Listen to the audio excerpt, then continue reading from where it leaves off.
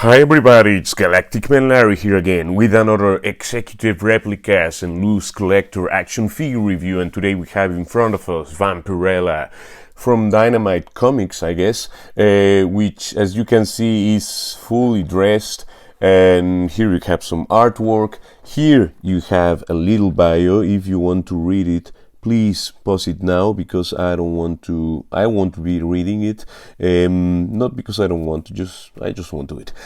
Anyway, here you have the things she comes with inside of the box. You can also pause that if you want.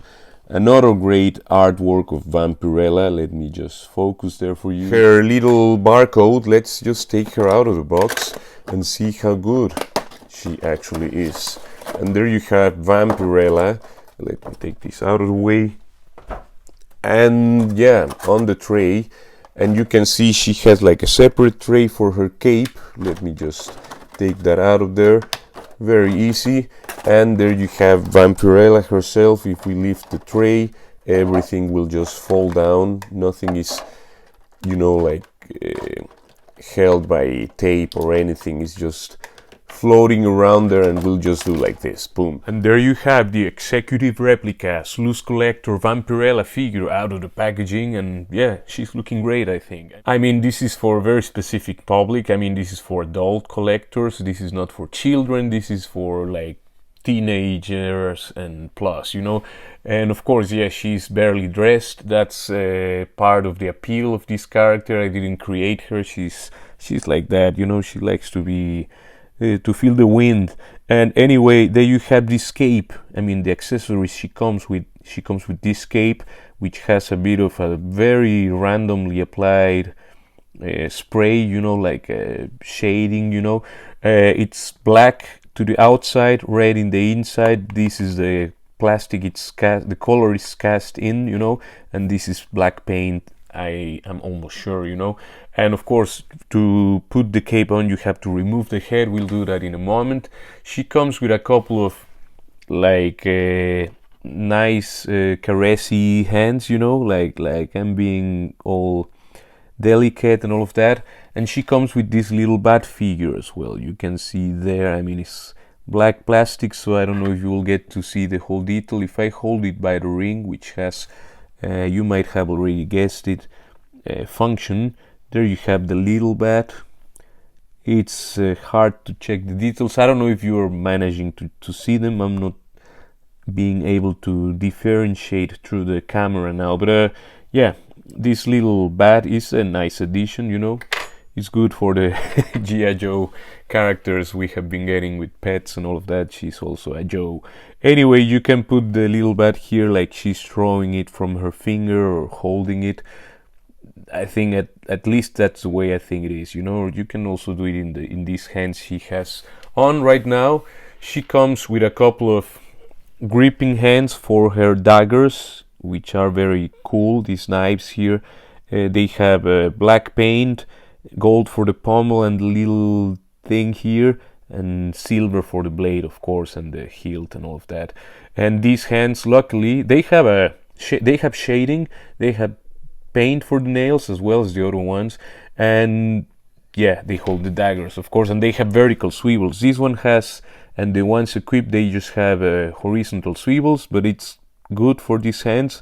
And you can see those have shading as well in both sides. Now this is how the daggers look like. There you have one, and there you have the other one, which I'm just holding here like that. And there you can see the detail on the blade and everything, and they're very nicely made, just like the Red Sonja weapons were as well. But these ones are clean. They have no, like weathering or marks of battle as Red Sonja's axe and knives had. And there you have also the alternate head, which is the one she comes equipped with wearing, or the head that she has on in the box. And it's a really pretty face paint, I think. I mean, it's no photoreal or anything like that, and it's very nicely applied, and it's the eyes are not so far apart as with the Red Sonja figure. And they're also not super close. They're just, I think they're fine, And yeah, she has red for the lips, red lipstick. She has shading and she has eyeshadow, like a little pinkish lila tone, and there you can see her eyes are like blue, and I'm not focusing there, but yeah, it's a very nice face sculpt. Now the other one is this head she has on. This is the head that comes in the box, but she doesn't have it on, and there you can see there she has red eyes. She's like shouting and about to bite someone. You can see the tongue is very, it's like if she already had some blood in there. Just the inside of the mouth looks very bloody, and this is, of course, there's the other version of her which is with blood and all of that. I prefer mine a bit clean, you know, even if she's a vampire, and of course there will be blood involved. The gold applications in the body are really well applied. Of course, her little phoenix bat, there is a bat, but it looks also like Phoenix, you know, like from the X-Men Phoenix. Also the ring where that barely holds her wearing something, you know. There you have also her nice super uniform in the back, and there you can see she has some shading at the spine and at the back of the arms. There she has her little you know, thing for the neck. I don't know the name of this, I forgot, but yeah, it's like she goes to school like this. And more shading for the legs, just black boots. This is painted on, and the feet, if I'm right, are black plastic. Maybe they're just also painted on. And these hands, as you can see, are very expressive, and they're very vampire-y. And yeah, and they have the horizontal swivel as well. The ones for the blades are the only ones which have a vertical swivel. And now the hair, you can see it's windswept, so it's dynamic, but it's the only one she comes with. I would have liked her to have also a bit more relaxed one, more neutral, not totally maybe, but I mean, of course you need some space for the cape and all of that. But yeah, one that went a bit just to the back.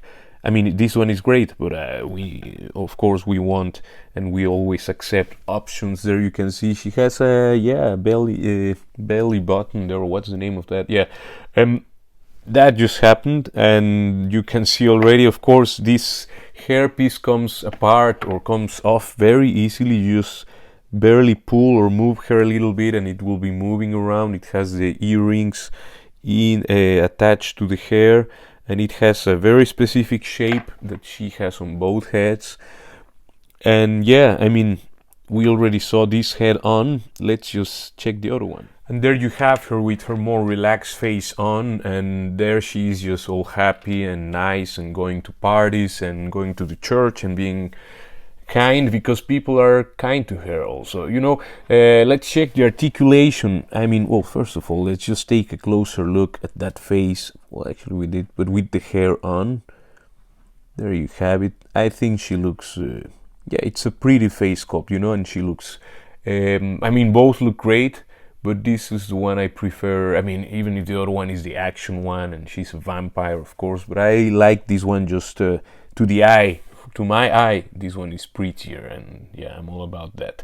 Anyway, there you have the face. I mean, the head can turn around. Of course, the hair is a bit clashing with this neck piece here, so, but you can turn around. I mean, the natural movement, human, she's a vampire, but a human-like creature will do. She can do all kinds of moving around. She has a nice range. The peg goes a bit deeper in the neck as I would like to, but at least it has a decent amount of clearance. The arms can go all the way around. You can bring them also closer to the body. I think that will be, and yeah, all the way around. Of course, you can see she has no butterfly thing going on.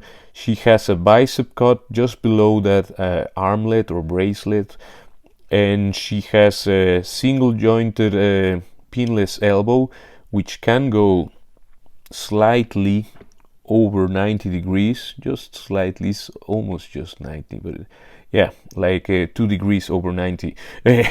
Anyway, there you can see the hands can turn around. These are the ones with the vertical swivel for her weapons. She has a diaphragm cut that can bend backwards that far, forward that far, which is good for this character and for the sculpt. Of course, you don't want the actual body to be cut into pieces for the sake of articulation in this case. Anyway, the leg can kick forward that far, backwards nothing, because she has her personality there, this little detail here. The legs can lift up that far, which is good for her, I think. You can see just regular ball pegs there and no drop down anything. She has a lower or upper knee cut, or I mean lower thigh, or just above the knee, or lower thigh, whatever, which is nice because it doesn't break the sculpt that badly. I mean, in this case it's good to have it there, I guess. And you have a little bit of shading here, but none here, just for cheeks, below the butt cheeks here. But yeah, you have double jointed pinless knees that can bend that far, and that's really good, I guess. And you have, of course, I mean, in this case, these women have these very unpractical shoes, but yeah, it can bend like that, the ankle rocker, so it will help for adjustments. But of course, these are a bit more challenging to stand up than figures with more like flat feet or more surface, you know. She can bend forward that far, I mean the foot or the feet, and all the way back and that far forward, so you will get all the movement you need, and a little bit here for adjustments, even if it's a very flat angle. And there you have her wearing her cape and holding both knives, just looking great, I think. Of course, the cape will bring some weight, so you'll have to balance things out a bit better. And there you have the loose collector Vampirella figure next to Spiral, Chun-Li, Rainbow Mika, and Cammy.